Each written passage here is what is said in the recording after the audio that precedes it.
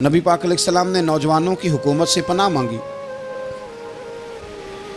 نوجوانوں کی حکومت سے پناہ مانگی ہے، اس لیے کہ نوجوان بڑی جلدی پیار بھی کرتا ہے اور بڑی جلدی نفرت بھی کرتا ہے، سوچیں مضبوط نہیں ہوتی۔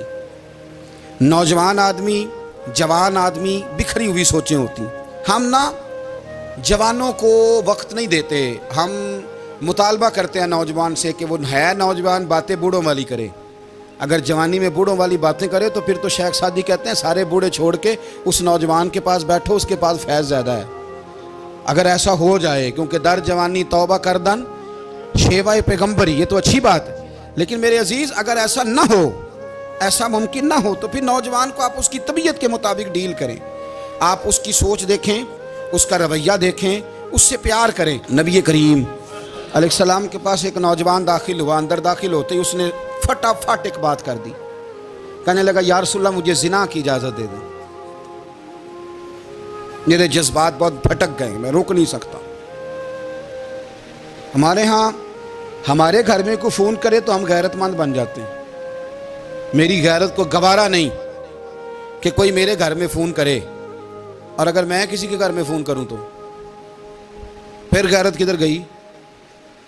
پھر بھی آپ غیرت مند نہیں صاحب، پھر بھی آپ غیرت مند نہیں۔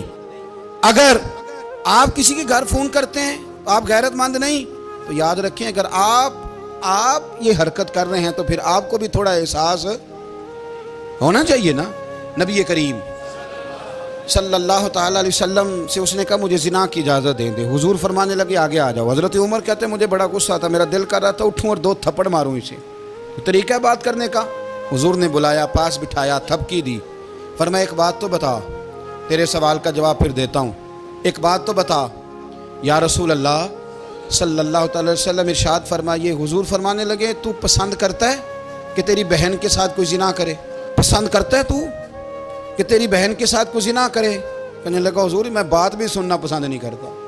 تیری بیٹی کے ساتھ؟ کہنے لگا حضور زبان اس کی کھینچ لوں گا جو یہ بات کرے گا۔ کہا تیری ماں، تیری پھپھی، خالہ کا؟ حضور خبردار، کسی بندے کو میں اجازت نہیں دوں گا۔ رسول کریم فرمانے لگے جس سے تو زنا کی اجازت مانگ رہا ہے وہ بھی تو کسی کی بہن ہے نا، وہ بھی تو کسی کی بیٹی ہے۔ جو غیرت، جو حمیت تجھے اپنے گھر کے بارے میں آتی ہے وہ دوسرے کے بارے میں کیوں نہیں آتی؟ جب نبی کریم نے اس نوجوان کو اس کے مزاج کے مطابق سمجھایا تو اس کی آنکھوں میں آنسو آ گئے، عرض کرنے لگا یا رسول اللہ صلی اللہ تعالیٰ علیہ وسلم، حضور زنا کی ارادہ تو ایک طرف، آج کے بعد میری زبان پر اس کا نام بھی نہیں آئے گا۔